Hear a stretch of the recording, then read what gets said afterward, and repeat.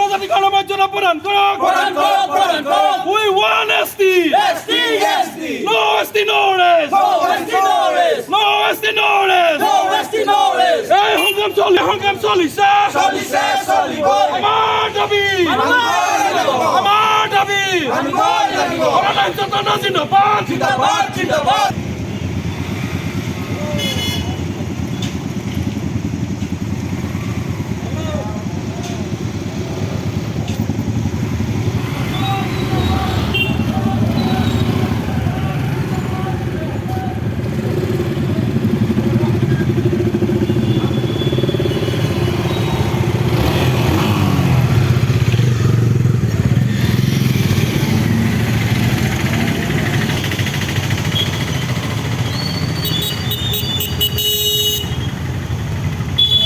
জনজাতিকৰণৰ দাবীত আজি যোৰহাটৰ জয়া ভৱনৰ সন্মুখৰ পৰা টাই আহোম ছাত্ৰ সন্থাই নগৰৰ মাজেৰে বৃহৎ মটৰচাইকেল শোভাযাত্ৰা কৰে। মোৰ সতীৰ্থই দেখুৱাইছে ইয়াত টাই আহোমকে ধৰি অসমৰ 6 জনগোষ্ঠীৰ জনজাতিকৰণৰ দাবীত মটৰচাইকেল শোভাযাত্ৰা উলিয়াইছে নগৰৰ মাজেৰে। যোৰহাটৰ জয়া ভৱনৰ সন্মুখৰ পৰা এনেদৰে বৃহৎ মটৰচাইকেল ৰেলী উলিয়াইছে আৰু সংগঠনৰ কৰ্মকৰ্তাসকলো আছে। তেওঁলোকৰ দাবীসমূহ কি মই জানিবলৈ চেষ্টা কৰিম। আপোনালোকৰ দাবী জনাই আহিছে আজি। আচলতে বৰ দুৰ্ভাগ্যজনক বিষয়। এখন গণতান্ত্ৰিক ৰাজ্যত গণতান্ত্ৰিকভাৱে আন্দোলন কৰি থকা যি জনগোষ্ঠীয় ৰাইজ বাৰে বাৰে প্ৰতাৰিত হৈছে। টাইম ছাত্ৰ সন্থাই বাৰে বাৰে এই বিষয়টো উপস্থাপন কৰিছে যে টাইসমূহৰ লগতে অসমৰ 6 জনগোষ্ঠীৰ জনজাতিকৰণৰ মৰ্যাদা প্ৰদান কৰক।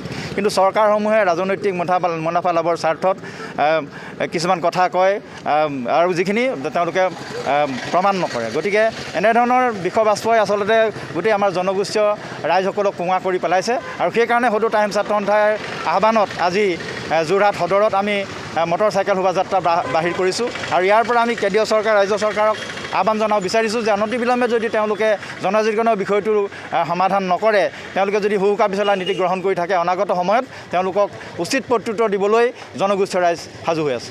আচলতে তেওঁলোকে যেতিয়াই নিৰ্বাচন আহে তেতিয়াই কিছুমান সুবিধা কৰি পেলাই তেওঁলোকে প্ৰত্যেকবাৰে কয় যে আমি এইবাৰ জনজাতিকৰণ কৰি দিম। প্ৰত্যেকবাৰে কয়, যেতিয়া বিজেপি চৰকাৰ শাসনলৈ আহিছিলে তেতিয়াও তেওঁলোকে কৈছিলে। কিন্তু আচলতে আমি সেই কথাখিনিত আশ্বস্ত হ'ব বিচৰা নাই। আমি আৰু ইতিমধ্যে বিভিন্ন আলোচনাও হৈছে। আমি কৈছোঁ যে আলোচনা ফলপ্ৰসূ হ'ব লাগিব, আলোচনাৰ উত্তৰ ওলাব লাগিব, কিন্তু উত্তৰ আজিলৈকে ওলোৱা নাই। সেইকাৰণে আমি কেন্দ্ৰীয় চৰকাৰ ৰাজ্য চৰকাৰক পুনৰবাৰ সতৰ্ক কৰি দিছোঁ। পুনৰবাৰ যদি তেওঁলোকে এনেধৰণৰ নীতি গ্ৰহণ কৰে তেন্তে অনাগত সময়ত তেওঁলোক নিশ্চিত বিপদৰ কাৰণে সাজু হৈ থাকক। লোকসভা নিৰ্বাচনৰ পূৰ্বে জনজাতিকৰণৰ দাবী উত্থাপন কৰিছে প্ৰতিবাদ চলিব। আমি লোকসভা নিৰ্বাচনৰ আগত যদি তেওঁলোকে বিষয়টোৰ সম্পৰ্কত এটা সুদুত্তৰ জনগোষ্ঠীয় ৰাইজক নিদিয়ে, তেওঁলোকে অনাগত সময়ত আমি যি নিৰ্বাচন আহি আছে নিৰ্বাচনৰ ক্ষেত্ৰত কঠোৰ সিদ্ধান্ত গ্ৰহণ কৰিবলৈ বাধ্য হ'ম। হয়, এয়া আছিল টাই আহোম ছাত্ৰ সন্থাৰ বিষয়ববীয়াসকল। যদিহে লোকসভা নিৰ্বাচনৰ পূৰ্বে টাই আহোম ছাত্ৰ সন্থাৰ দাবীসমূহ মানি নলয় বা জনজাতিকৰণৰ ক্ষেত্ৰত চৰকাৰে এক উচিত ব্যৱস্থা গ্ৰহণ নকৰে, তেনেহ'লে ইয়াৰ প্ৰত্যুত্তৰ লোকসভা নিৰ্বাচনত দিম বুলি আজি প্ৰতিবাদস্থলীৰ পৰা উল্লেখ কৰিছে টাই আহোম ছাত্ৰ সন্থাই।